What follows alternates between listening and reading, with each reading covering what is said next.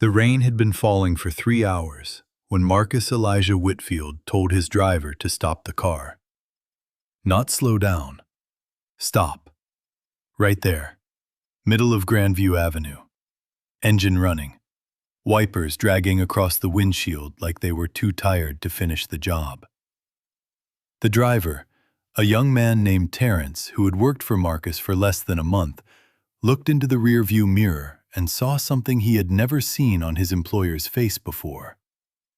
Not anger, not impatience, something quieter. Something that looked, if Terrence had to name it, like a man who had just recognized a ghost. "Sir?" Marcus did not answer. He was staring through the rain-streaked window at a small, sagging, two-story house across the street. Number 3847. Chipped paint the color of old butter. A porch that leaned 3 degrees to the left. A screen door hanging from one hinge like a broken wing. And on that porch, in the pouring rain, a woman was carrying a mattress. She was maybe 35, braids pulled back, soaking wet. And behind her, holding the corner of that mattress with 2 small hands that could barely reach, was a little girl. 7 years old, maybe 8. Pink rain boots, a backpack that was bigger than she was. They were moving in. Into that house. His mother's house. The house where Marcus Elijah Whitfield had learned to walk. The house where his mother, Loretta, had died on the kitchen floor when he was 19 years old. The house he had not stepped inside for 22 years. The house he owned and had never told a soul he still owned. Marcus put his hand against the cold window glass. His $100,000 watch caught the streetlight. His custom suit smelled of cedar and money. And somewhere inside his chest, a boy who had not spoken in 22 years began to cry. "Sir," Terrence said again, softer this time. "Do you want me to keep driving?" Marcus did not take his eyes off the woman and the little girl and the mattress and the porch and the door that his mother had painted blue the summer before she died. "No," he said. "Turn off the engine." Her name was Danielle Renee Carter, and 48 hours ago she had been sleeping in her car. Not because she was lazy, not because she had made bad choices, not because of any of the things people whispered when they saw a black woman and her child parked overnight behind the Walmart on Route 9. She had been sleeping in her car because her husband, Andre, had died 14 months ago from a heart attack at the age of 36. And grief had a way of unraveling a life faster than any bank statement could show. Andre had been a good man, a union electrician, the kind who came home smelling like copper wire and kissed his daughter on the top of her head before he even took his boots off. He had a life insurance policy, small one, $50,000. It had sounded like a fortune the day the papers were signed. It was not a fortune. The funeral took $9,000. The 3 months of unpaid bills that had piled up while Andre was in the hospital took another 11. The credit cards Danielle had used to keep the lights on while she figured out how to be a widow at 33 took 18. And by the time the landlord raised the rent on their apartment in Midtown by $400 a month, citing market adjustments, what was left of Andre's last gift to his family fit in an envelope in the glove compartment of a 2009 Honda Civic. $2,411. That was what Danielle Renee Carter had to her name when she saw the notice in the county paper about the tax lien auction. Foreclosed properties, delinquent taxes, minimum bids starting at $1,000. She had circled one address with a red pen, 3847 Grandview Avenue. Not because she knew anything about it, not because she had walked past it, or driven by it, or even looked up its picture on the county website. She had circled it because, when she squinted at the tiny listing, the assessment said, residential, 2-bedroom, 1 bath, needs work. And she had a daughter named Amara, who was 7 years old and had asked her mother 3 nights ago in the parking lot of a truck stop off I-70 if they were going to have a house before Christmas. "I don't know, baby," Danielle had said, because she had promised herself, the night Andre died, that she would never lie to her daughter about anything that mattered. But that night, curled up in the driver's seat with Amara sleeping against her shoulder, and the smell of diesel fuel drifting through the cracked window, Danielle had decided something. She was going to make it not be a lie. The auction was held in the basement of the county courthouse on a Tuesday morning. Fluorescent lights, metal folding chairs, a room full of men in fleece vests, holding smartphones and coffee cups and clipboards, all of them looking at her and Amara the way people look at someone who has walked into the wrong meeting. Danielle sat down in the back row. She held Amara on her lap. She wrote the number 3847 at the top of a piece of notebook paper, and she waited. When the auctioneer got to 3847 Grandview, the room went quiet for about 2 seconds. Then a man in the front row said, "Pass." Then another man said, "Pass." Then a third man laughed and said, "That whole block is dead.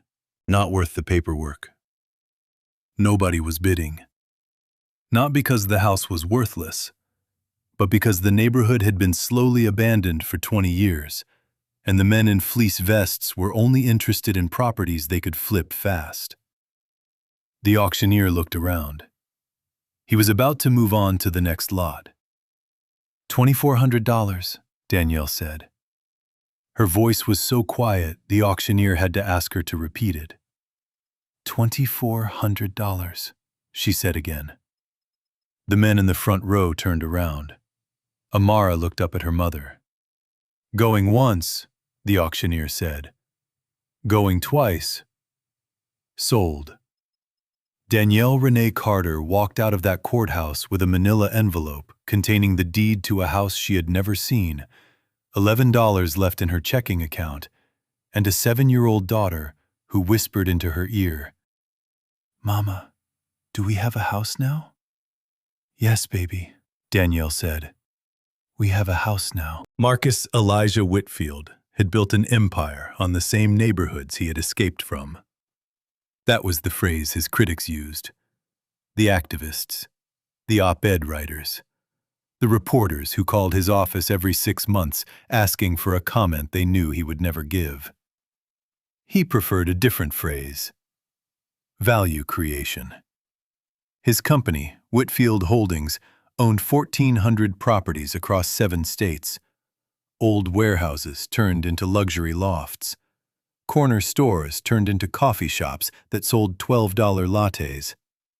Whole city blocks where the families who had lived there for 3 generations had been priced out in 18 months and replaced with young professionals who liked the authentic murals on the walls. Marcus was worth $460 million. He was on the cover of magazines. He gave commencement speeches at business schools. He wore custom-made suits that cost more than his mother had earned in 6 months of night shifts at St. Vincent's Hospital. And he had not been back to Grandview Avenue in 22 years. There was a reason for that. The reason had a name: Loretta Mae Whitfield. She had been 44 years old when she died, a nursing assistant, a single mother, a woman who had worked 2 jobs for 11 straight years to put her son through a private high school on the north side of the city.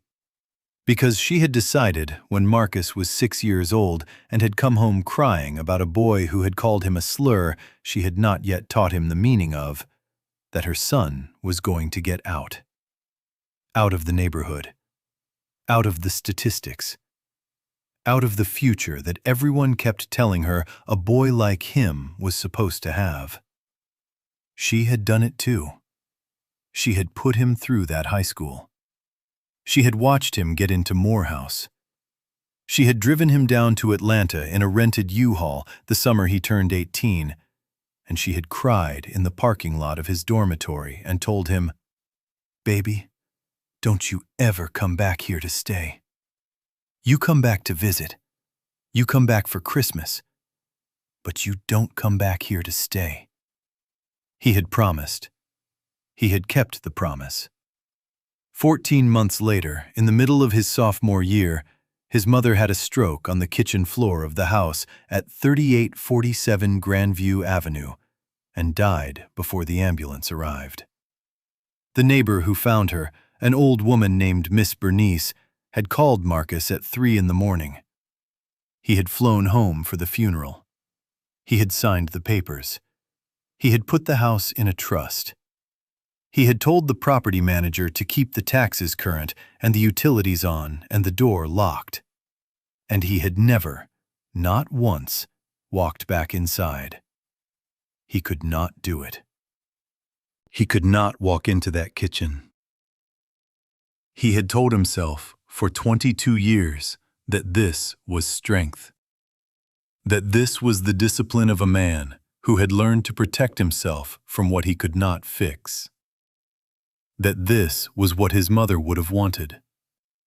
But sitting in the back of his car in the pouring rain, watching a woman he had never met carry a mattress up the porch steps his mother had swept every Saturday morning of his childhood, Marcus Elijah Whitfield understood something he had spent 2 decades refusing to understand. His mother would not have wanted this at all. His mother would have wanted him to come home.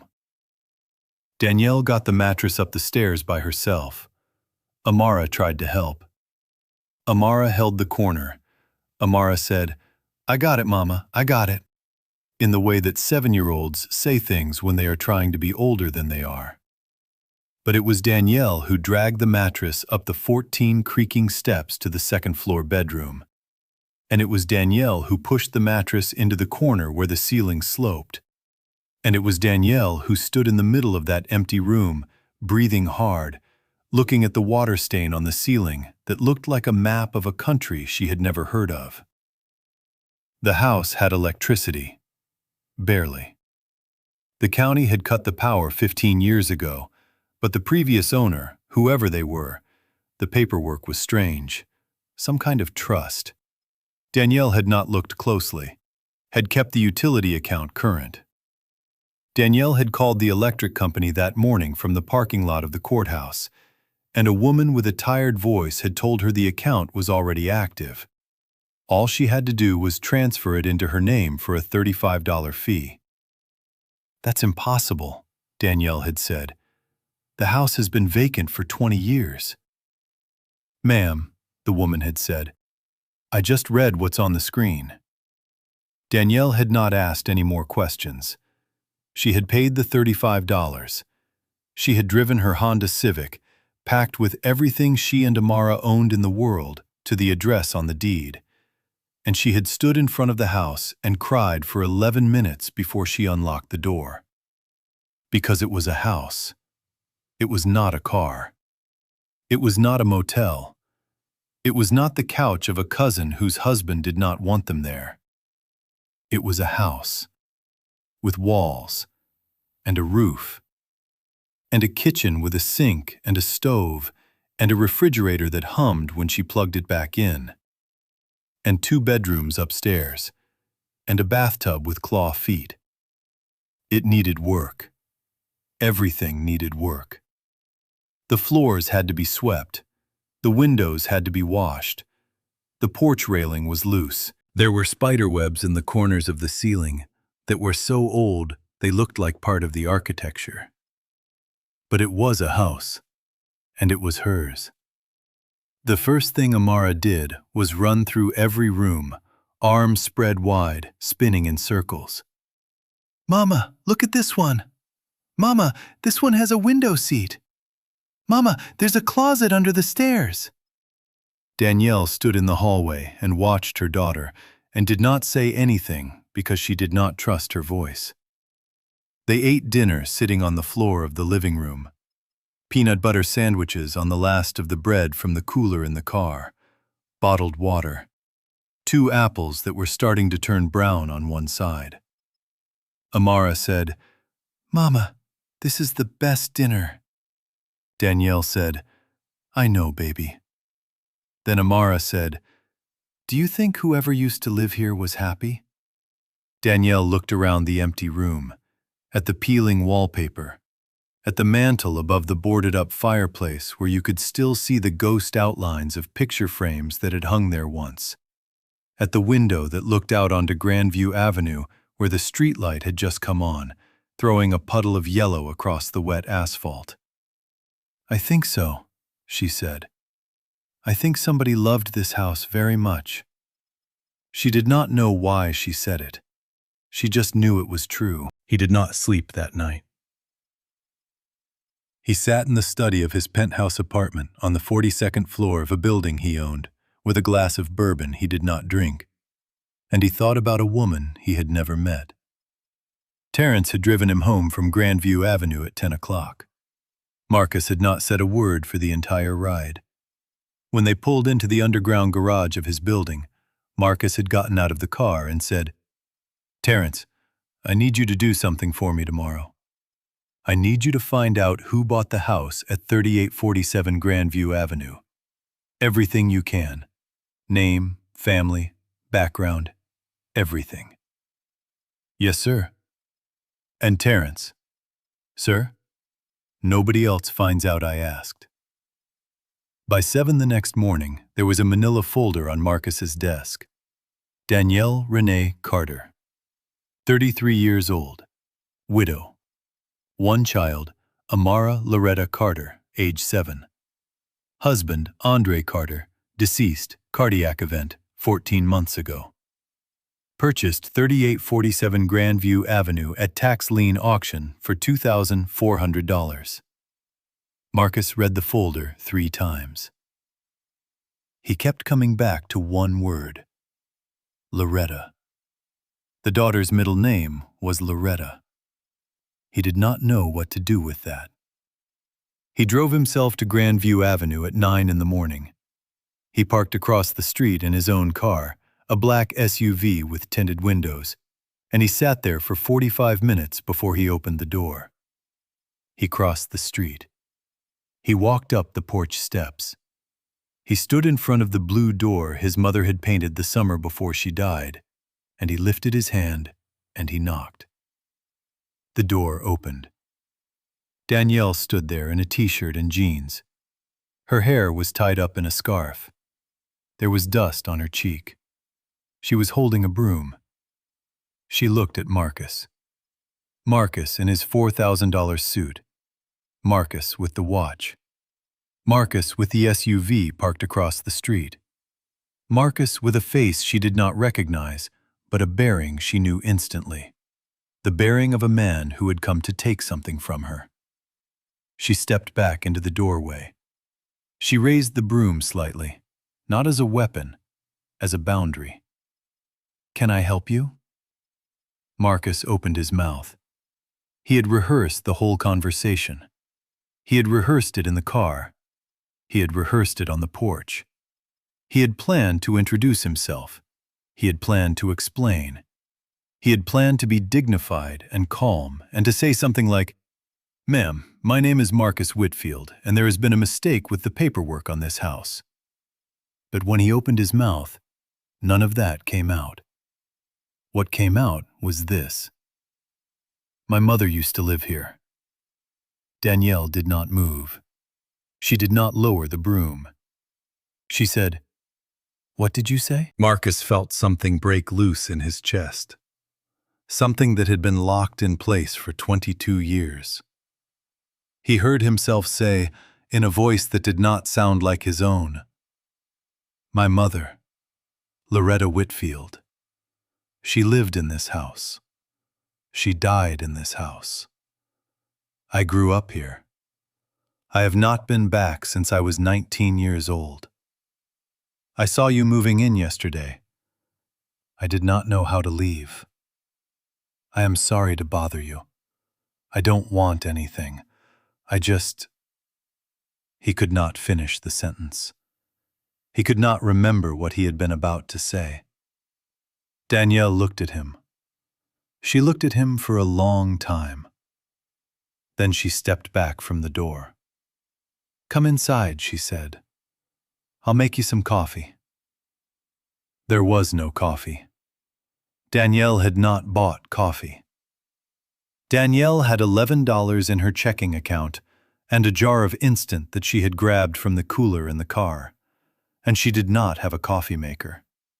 But she had a pot on the stove, and she boiled water in the pot, and she scooped the crystals into 2 mismatched mugs she had found in a box in the pantry, and she and Marcus sat at the kitchen table on 2 folding chairs from the trunk of her Honda Civic, and they drank instant coffee at 9:30 in the morning, while Amara sat on the stairs in the hallway and watched them through the banister. Marcus's hands were shaking. He held the mug in both of them. He looked around the kitchen. The linoleum floor his mother had scrubbed on her hands and knees. The window over the sink where she had grown herbs in mason jars. The doorway that led to the back porch where she had sat on summer nights and smoked 1 cigarette a day. Exactly 1. Because she had promised her own mother that she would quit, and had not been able to quit, but had been able to cut down. He looked at the corner by the pantry. That was where she had fallen. He looked away. Danielle said, "How long has it been?" He did not have to ask what she meant. 22 years. Why? The question was so simple, so direct, so gentle, that Marcus, who had built an empire on never answering a direct question in his life, felt himself answering. "I don't know," he said. "I told myself for a long time that it was because I was too busy. And then I told myself that it was because I did not want to see the neighborhood the way it had become. And then I told myself that it was because my mother would have wanted me to move forward. But this morning, when I was driving over here, I realized that I have been telling myself lies for 22 years. The reason I did not come back is that I was afraid that if I walked into this kitchen, I would understand something about myself that I did not want to understand." Danielle waited. She waited the way people wait who understand that some sentences take a long time to finish. "I have made a lot of money," Marcus said. "I have made a lot of money doing to other neighborhoods what somebody is going to do to this one, eventually.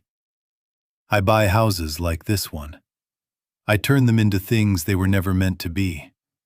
I move people out. I call it progress. And for 22 years, I have told myself that my mother would be proud of me because I got out. And this morning, I understood that my mother would not be proud of me at all. My mother would be ashamed of what I have done. And I did not want to come back to this house because I did not want to hear her say it." Danielle set down her mug. She said, "Mr. Whitfield." "Marcus." "Marcus, can I ask you something?" "Anything." "Did you love your mother?" He did not have to think. "More than anything in this world." "Then you already know what she would say to you." Marcus looked at her. "She would tell you it is not too late," Danielle said. "That is what mothers say. It is not too late. She would tell you that you are still her son. She would tell you to come home." Marcus set down his mug.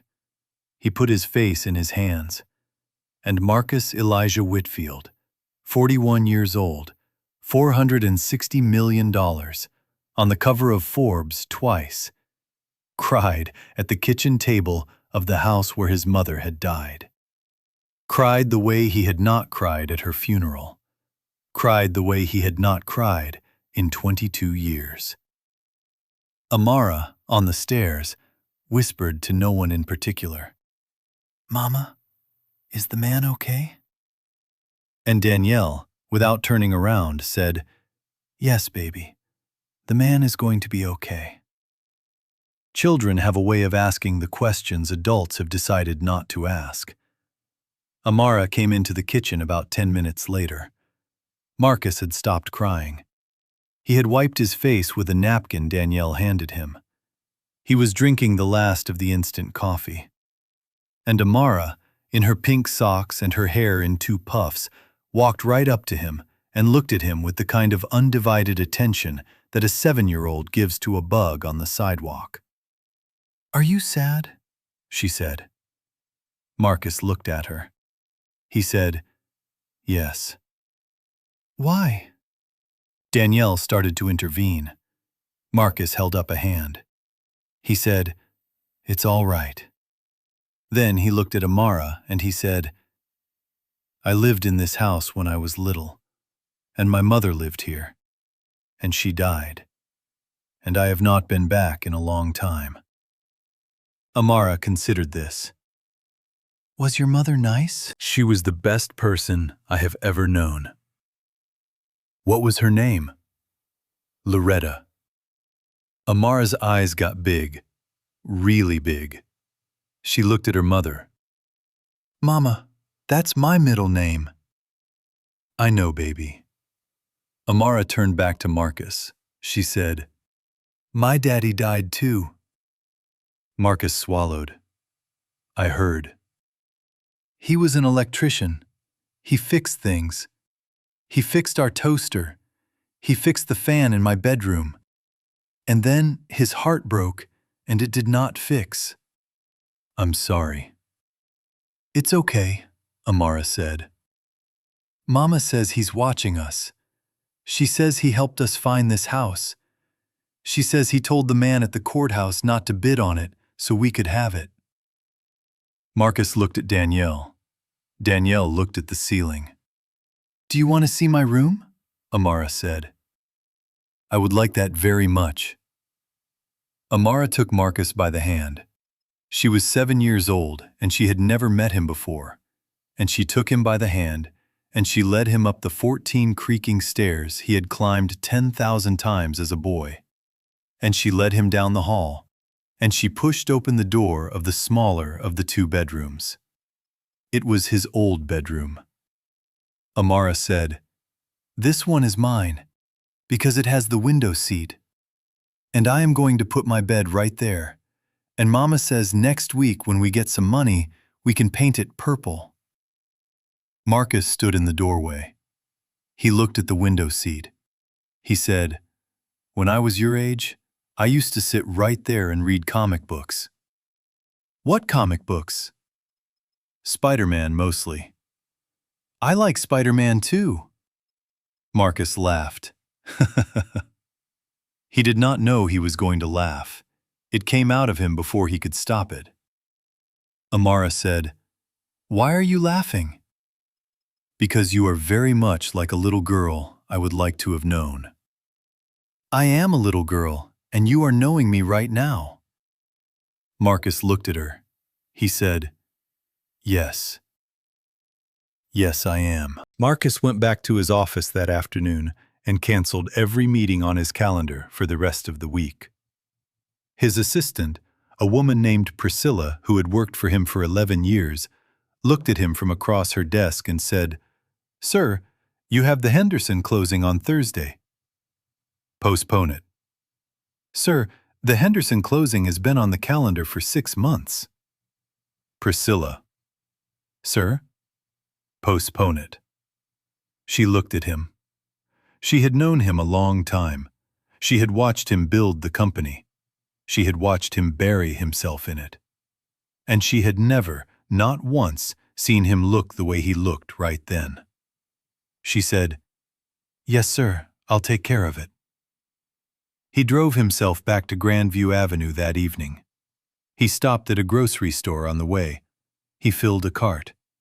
bread, milk, eggs, rice, beans, chicken, vegetables, cereal, peanut butter, jelly, pasta, sauce, coffee, sugar, butter, 2 gallons of orange juice, a whole rotisserie chicken, a package of chocolate chip cookies.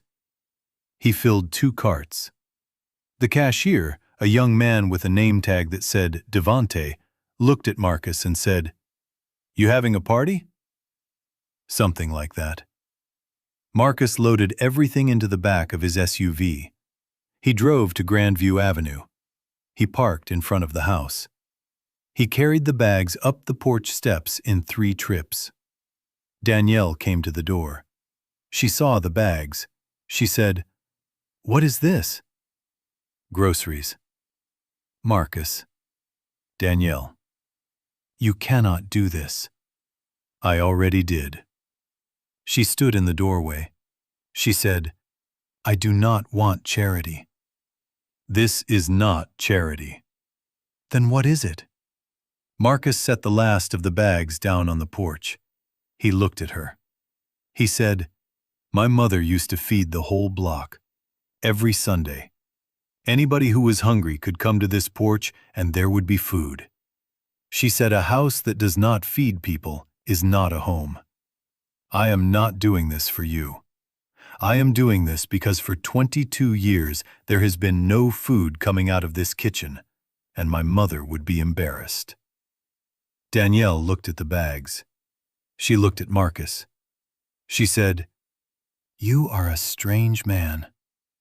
"I have been told." "Come inside." That night, Marcus cooked dinner in his mother's kitchen for the first time in 22 years. He was not a good cook. He had not cooked in a decade. But he remembered enough. He remembered how his mother had made rice. He remembered how she had seasoned chicken. He remembered how she had said, "Baby, taste it as you go. Do not wait until the end to season. That is how bland food happens." Danielle sat at the table. Amara sat at the table. Marcus stood at the stove. He said over his shoulder, "I hope you like it a little spicy." Amara said, "I like it very spicy." Danielle said, "She is lying. She does not like it spicy at all." Amara said, "Mama." They laughed. 3 people who had not been in the same room together 24 hours earlier laughed in a kitchen where nobody had laughed in 22 years.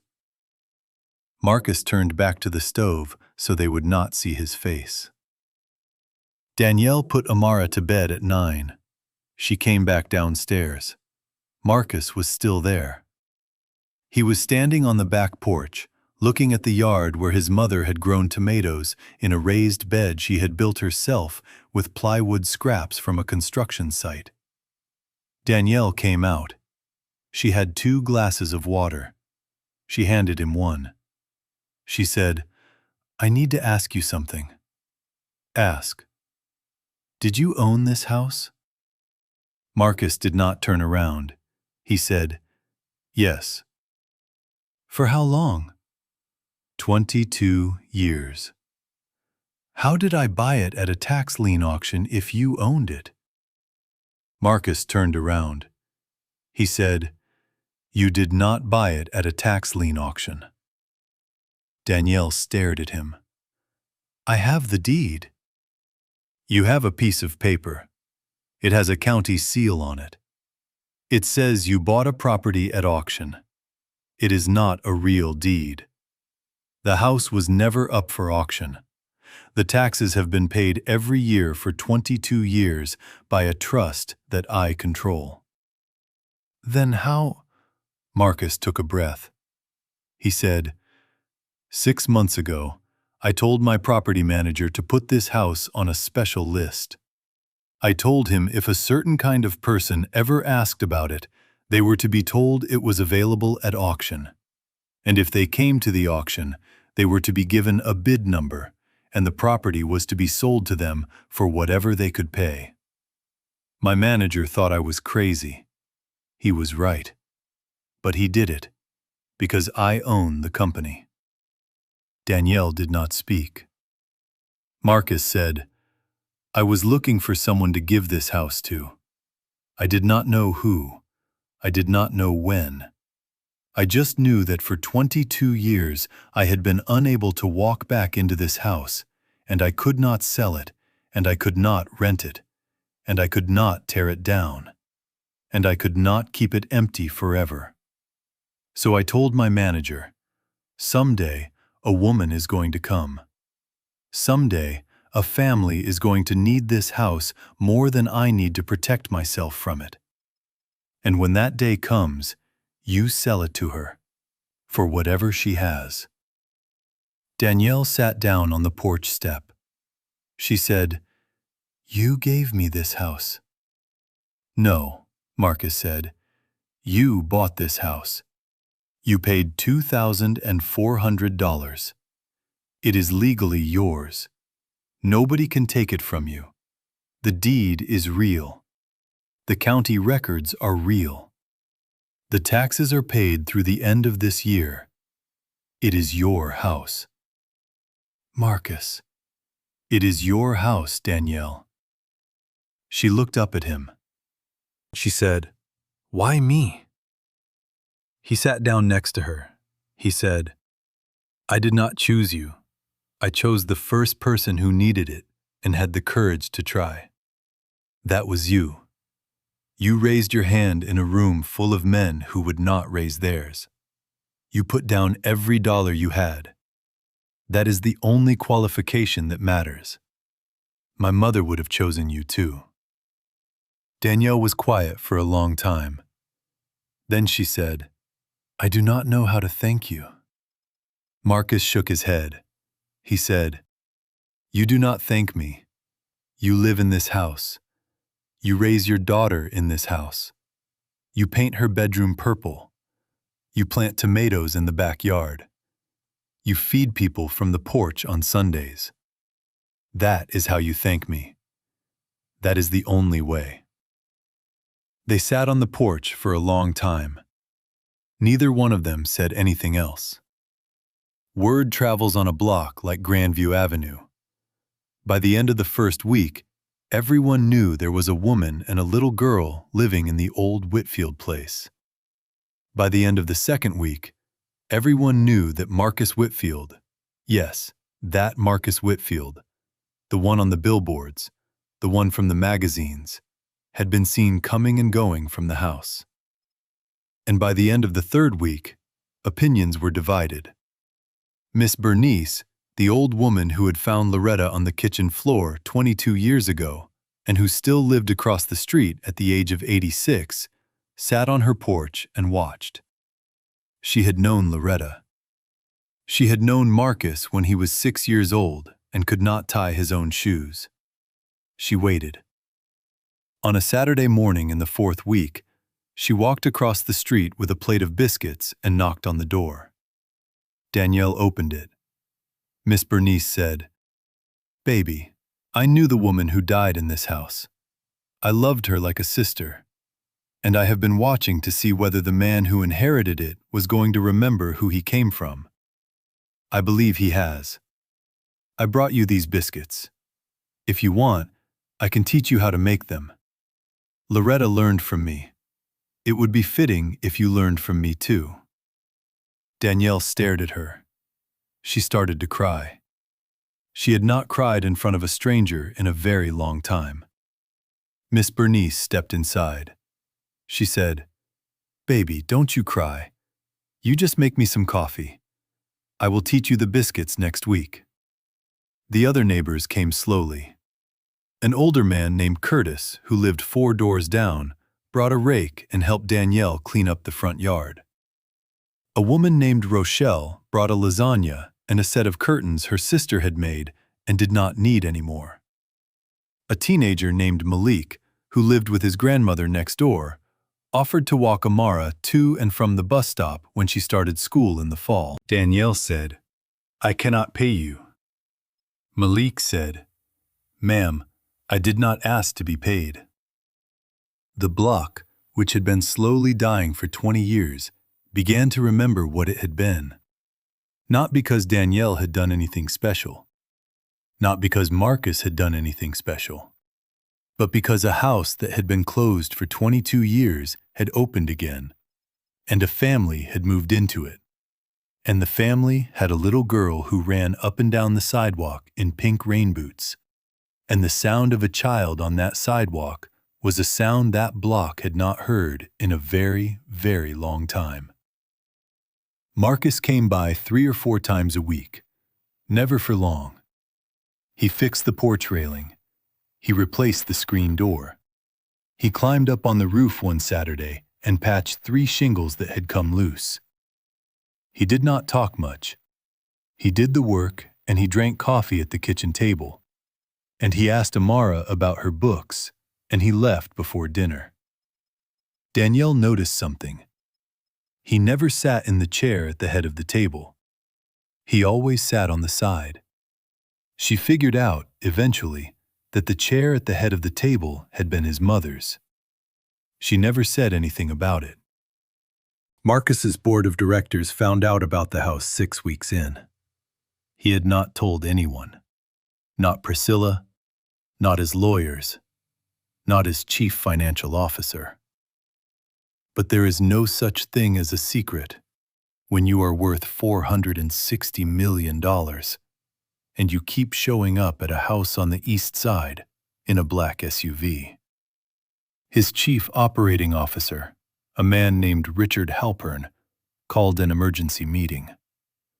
Marcus sat at the head of a long glass table on the 42nd floor of his own building. 7 men and 2 women in suits looked at him. Richard said, "Marcus, we need to talk about the Grandview property."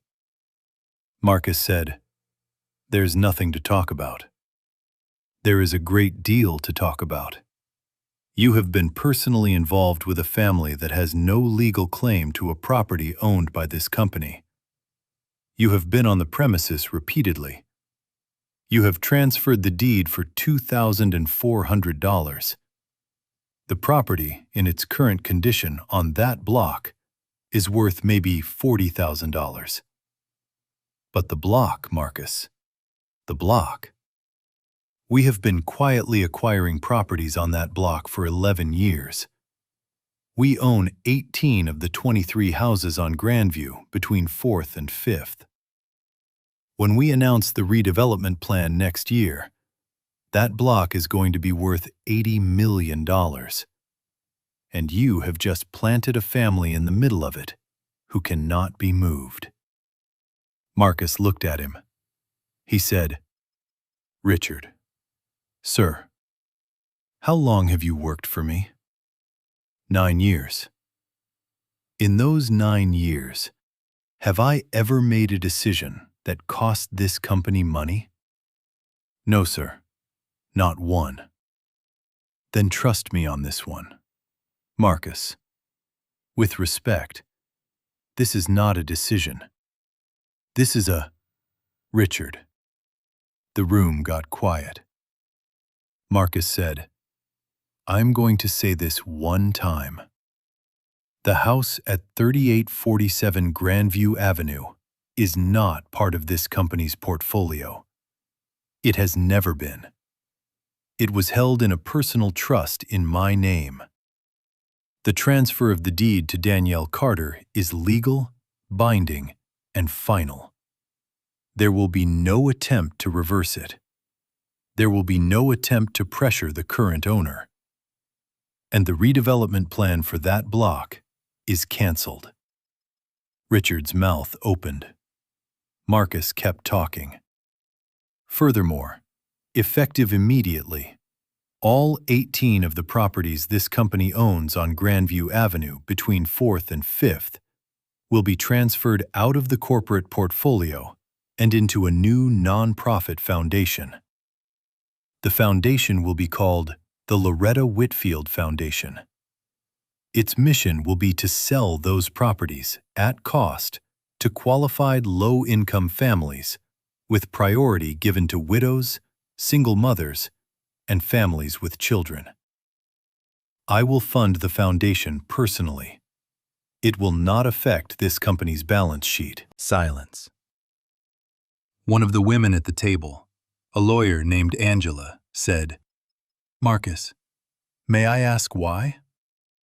Marcus thought about it. He thought about the mattress on the porch in the rain. He thought about Amara's hand in his. He thought about his mother's voice saying, 40 years ago, "Baby, a house that does not feed people is not a home." He said, "Because I have spent 20 years being ashamed of my mother by pretending I was proud of myself. I am done doing that." Richard said, "The shareholders? I am the shareholder, Richard. I own 71% of this company. I am the shareholder." Nobody spoke. Marcus stood up. He said, "We are done here." He walked out. 6 months later, Amara's bedroom was purple. Danielle had painted it herself one weekend, with Marcus holding the ladder and Miss Bernice supervising from the doorway with a glass of iced tea. Amara had chosen the color from a paint chip catalog. She had picked the darkest purple on the page. Danielle had said, "Baby, that is going to make your room feel like a cave." Amara had said, "Mama, I want my room to feel like a cave.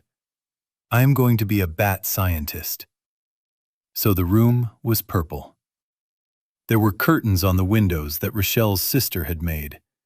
There was a bed frame that Curtis had picked up at an estate sale for $35. There was a mattress, a real mattress, not the one from the car, a new one. Marcus had bought it. Danielle had let him.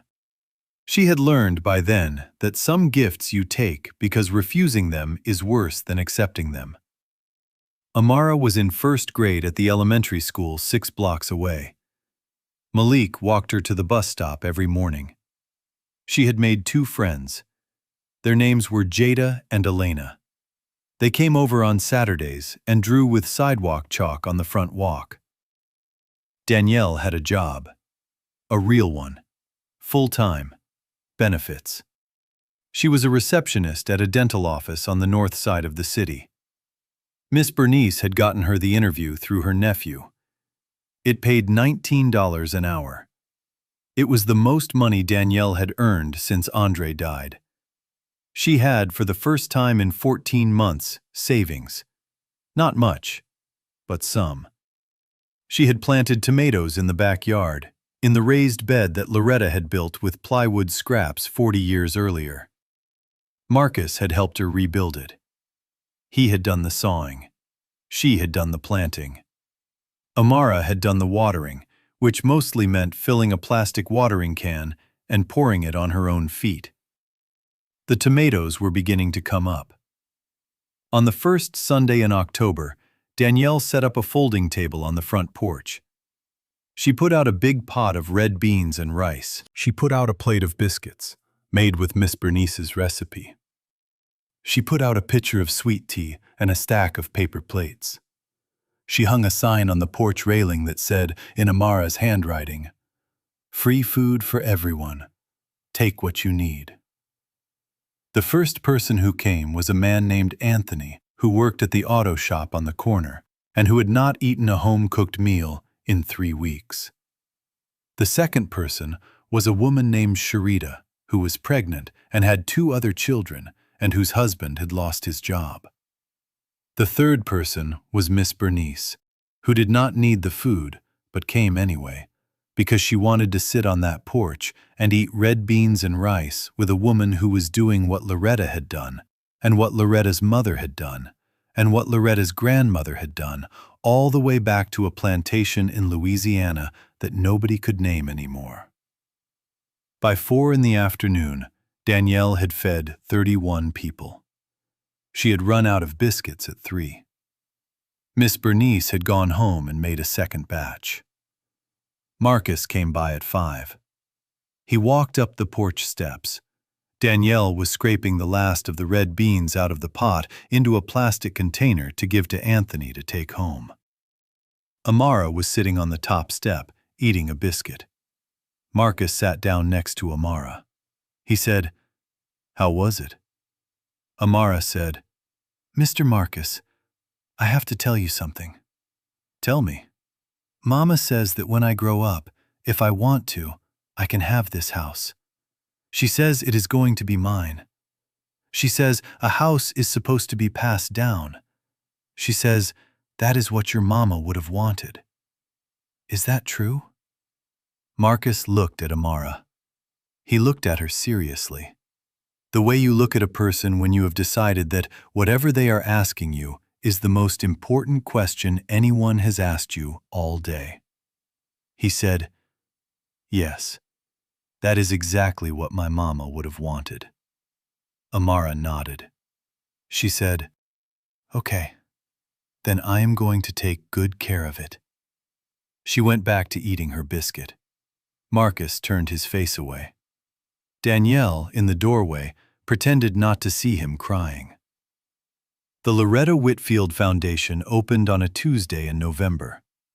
Marcus did not want a ceremony. His communications team told him he had to have one. His lawyers told him he had to have one. Priscilla told him, in the tone of voice she used when she was not going to be argued with, that he was going to have one. He had one. It was in the front yard of the house at 3847 Grandview Avenue. There were folding chairs. There was a small podium. There was a microphone. There were, to Marcus's discomfort, 3 television cameras, because his communications team had leaked the story to the local news. Because it was, in their words, the kind of story that changes how people see this company. Marcus wore a suit. Danielle wore a dress Rochelle's sister had made her. Amara wore purple. Miss Bernice sat in the front row. Marcus stood at the podium. He said, "My name is Marcus Elijah Whitfield. I was born in this house. My mother, Loretta Mae Whitfield, raised me in this house. She died in this house. For 22 years, I refused to walk into this house, because I could not bear to be in a place where she was no longer alive. In those 22 years, I built a company that became rich by displacing people from houses very much like this one. I told myself that my mother would be proud of me. I was wrong. She would not have been proud. She would have been ashamed. She would have wanted me to do exactly what I am announcing today." He paused. He looked at Danielle.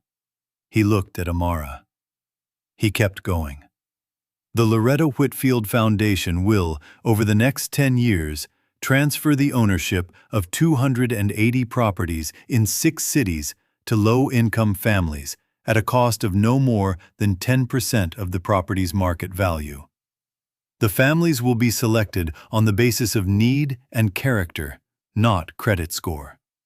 The foundation will provide, in addition to the property, a small grant for basic renovations, a mentorship program, and legal support to prevent predatory buyouts. The initial capitalization of the foundation is $180 million of my personal wealth." The reporters started writing. "I want to be clear," Marcus said. "This is not charity. This is restitution.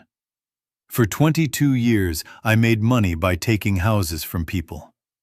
Today, I begin the process of giving them back. This is not a solution to the housing crisis. This is not a solution to gentrification. This is one man trying to make one thing right. It is not enough, but it is what I can do. And I am doing it because my mother would have expected nothing less." He looked at the crowd. He said, "The first house was this one. It went to a woman named Danielle Carter and her daughter, Amara. I want to introduce them to you now." Danielle stood up. She walked to the podium. She had not planned to speak. Marcus had asked her 3 days earlier if she wanted to. She had said no. She had said she was not a public person and did not want to be one. Marcus had said he understood. But standing there, in front of the reporters, in front of Miss Bernice and Anthony and Sharita and Curtis and Rochelle and Malik and everyone else who lived on Grandview Avenue and had come to see what a woman said when she was given a house by a man who had once made a fortune taking them away. Danielle changed her mind. She stepped up to the microphone. She said, "My name is Danielle Renee Carter. 14 months ago, my husband died. 6 months ago, I was sleeping in my car with my daughter behind a Walmart on Route 9. 4 months ago, I bought this house for $2,400 at what I thought was a tax lien auction. It was not a tax lien auction. It was a gift. From a man I had never met, who did it because his mother, who died in this house, would have wanted him to." She paused. She looked at Marcus. She said, "I want to say something to the people watching this on the news tonight. If you have been given something you did not earn, that does not make you unworthy of it. If you have earned everything you have, that does not make you better than the people who have not. What Marcus did for me was not charity. It was not pity. It was not even generosity exactly. It was recognition. He recognized that I was a person, that my daughter was a person, that we deserved a house because we were people. That is all. Just because we were people." She looked at the cameras. "There are a lot of people who need houses. There are a lot of Marcuses in this country who could give them houses. I am not going to lecture anybody. I am just going to say what I know. I know that when a man walked up my porch steps 6 months ago in a suit worth more than my car, I thought he was there to take something from me. He was there to give me the only thing I have ever really needed, which was a roof and a door, and the chance to raise my daughter in one place. Thank you." She stepped back from the microphone. The reporters were, briefly, quiet. Then they started shouting questions. Marcus stepped between them and Danielle. He said, "That is all." He walked her back to her chair. 6 weeks after the ceremony, a man in a cheap gray suit came to Marcus's office. He was in his 50s, balding, tired. He carried a briefcase that looked like it had been dropped a lot. Priscilla brought him in with a look on her face that meant she thought he was going to waste Marcus's time. The man sat down across from Marcus. He said, "Mr. Whitfield, my name is Harold Pitts. I am a lawyer. I represent an organization you have probably never heard of. We are called the Community Housing Legal Defense Fund. We fight evictions. We help low-income families keep their homes. We are, by every reasonable measure, losing." Marcus said, "How can I help you?" Harold Pitts opened his briefcase. He took out a folder.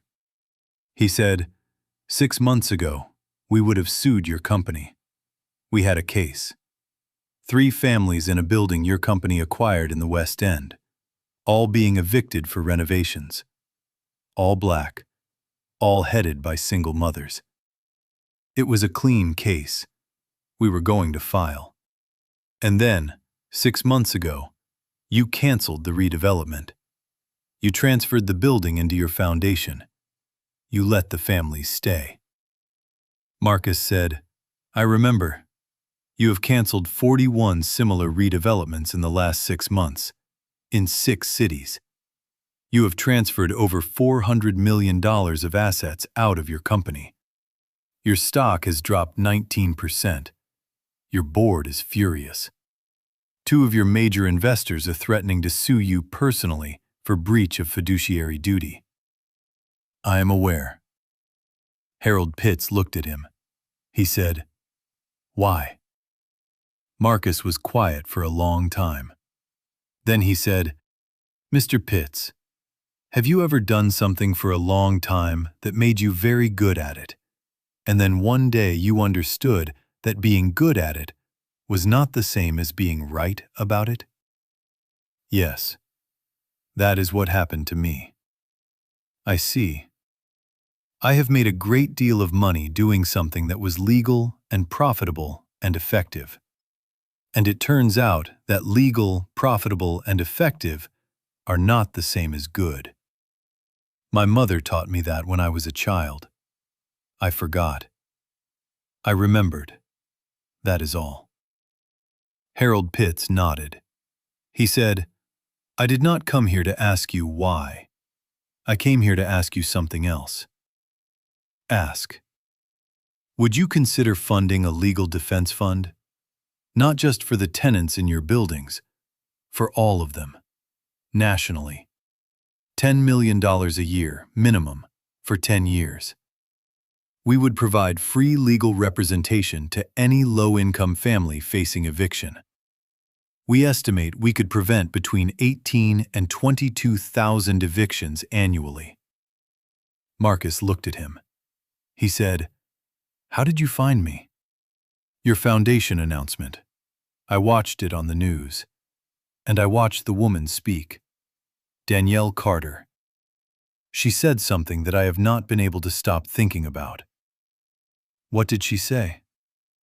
Harold Pitts said, She said, he recognized that I was a person. Mr. Whitfield, that is the most radical thing anyone in your position has said in this country in 20 years. Recognizing that poor people are people. I would like your help to build an organization that does that at scale. Marcus looked out the window. He looked at the city. His city. The city he had shaped, for better and for worse, for 20 years. He said, Mr. Pitts, I will fund it, but I want Danielle Carter on the board. Excuse me? I want Danielle Carter on the board of directors. She has a job. She is a receptionist. She has a daughter to raise. But if she says yes, I want her on the board. She is going to know things about eviction that neither of us will ever know. And I am not going to fund an organization that does not have someone on the board who has actually lived what we are trying to prevent. Harold Pitts stared at him. He said, That is unusual. Marcus said, Yes, I will ask her.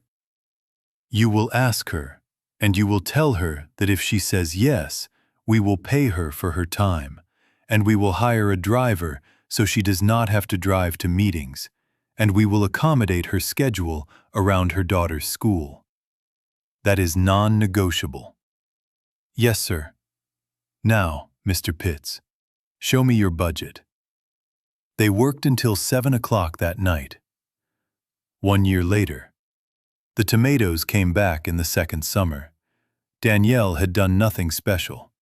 She had just left the raised bed alone, and the seeds from the previous year's fruit had fallen into the soil. And in June, there were little green plants coming up on their own. Amara said, Mama, they came back by themselves. Danielle said, That is what tomatoes do, baby. That is what a lot of things do. If you love them right the first year, they come back on their own. Amara was 8 now. She was in 2nd grade. She was reading at a 4th grade level. She wanted to be a bat scientist and also a doctor. And also, she had recently added, a person who paints houses. She had a room full of books that Marcus had bought her, and a bike that Miss Bernice had bought her, and a stuffed bat named Reginald that her father, in a memory she was old enough now to hold on to, had won for her at a state fair the summer before he died. Danielle had been promoted at the dental office. She was now the office manager. She made $42,000 a year. It was, again, the most she had ever made. She had joined the board of the Community Housing Legal Defense Fund. She attended 4 meetings a year. She had, at her first meeting, listened for 2 hours without saying a word, and then, when the meeting was almost over, she had raised her hand and said, "I would like to say something. I do not think we should call the people we help clients. I think we should call them neighbors. Because a client is a business relationship. A neighbor is somebody you help because they are your neighbor. If we call them clients, we are already treating them like customers. And they are not customers. They are people who lost the lottery." The board had voted unanimously to change the term. Every case file at the CHLDF, from that day forward, said neighbor instead of client. Marcus came to Sunday dinner every week. He did not miss one. He did not miss one for holidays. He did not miss one for board meetings. He did not miss one for the death of his aunt in Detroit, because he flew back the same night and got to the house at 8:30. He sat at the side of the table. He never sat at the head. He complimented the food. He did the dishes. He had, over the course of the year, become something that did not have a name in Danielle's family or in his own. Not a boyfriend. He and Danielle had never so much as held hands. They had, once, both leaned against the same door frame at the same time and had not moved away. And both of them had lain awake that night thinking about it. And neither of them had ever spoken of it. There was too much between them, and not enough. There was time. There was, perhaps, a future.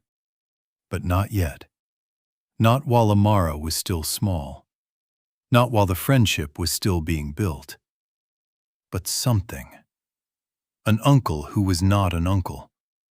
A father who was not a father. A friend who was more than a friend. A partner in the raising of a little girl who had wormed her way into the hollow place in his chest where his mother used to live, and had made it a home again. Amara called him Mr. Marcus. She had, once, at the dinner table, asked her mother if she could call him Uncle Marcus. Danielle had looked at Marcus. Marcus had looked at the table. Marcus had said, very quietly, "I would like that very much." Amara had said, "Okay, Uncle Marcus. Pass the beans." That was a year and a half ago now. On the second anniversary of the day Danielle had walked into the house at 3847 Grandview Avenue with a manila envelope and $11 in her bank account, she sat on the front porch and watched her daughter draw with sidewalk chalk on the front walk. It was late afternoon. The sun was low. The tomatoes were red on the vines behind the house. Miss Bernice was on her own porch across the street, waving. Malik was walking home from his job at the auto shop, carrying a sandwich Anthony had made him. Marcus's SUV was pulling up to the curb. He got out. He was carrying a bag of groceries and a bunch of sunflowers from the farmer's market on the north side. Amara ran to him. He caught her. He spun her around. She screamed with laughter. He set her down. He handed her the sunflowers to carry inside. He walked up the porch steps. He sat down on the top step next to Danielle. He said, "How was your day?" She said, "Good. Yours?" "Good." They sat for a while. Then Danielle said, "Marcus?" "Yes. Thank you." He shook his head. He said, "No." "No?" "No. Danielle, I want you to understand something. I did not save you. I did not save Amara. You saved me. This house saved me. You walked into a house that had been a tomb for 22 years, and you turned it back into a home. That is what you did. I have $400 million. I could not have done it. Only you could have done it. So please, do not thank me. Let me thank you." She looked at him. She said, "Marcus, It goes both ways. He looked at the house. He looked at the door his mother had painted blue. He looked at the tomatoes his mother had planted 40 years ago, and that his mother's replacement had planted again. He said, "Yes, it goes both ways." Amara came out onto the porch. She had put the sunflowers in a mason jar. She had placed the mason jar on the kitchen table. She sat down between her mother and Uncle Marcus. She said, "What are y'all talking about?" Danielle said, "Nothing, baby." Marcus said, "Everything, baby." Amara considered both answers. Then she nodded, in the way of a child who has decided that both grown-ups are telling the truth in their own way. And she leaned her head against Marcus's shoulder, and she watched the sun go down over Grandview Avenue. And Marcus, Elijah Whitfield, 42 years old, worth $280 million now instead of $460, sitting on a porch he had not walked up for 22 years, with the weight of a little girl's head on his shoulder and the smell of tomatoes in the summer air, understood for the first time in his entire life what his mother had meant. A home is not the walls. A home is the decision to stay. He had come home.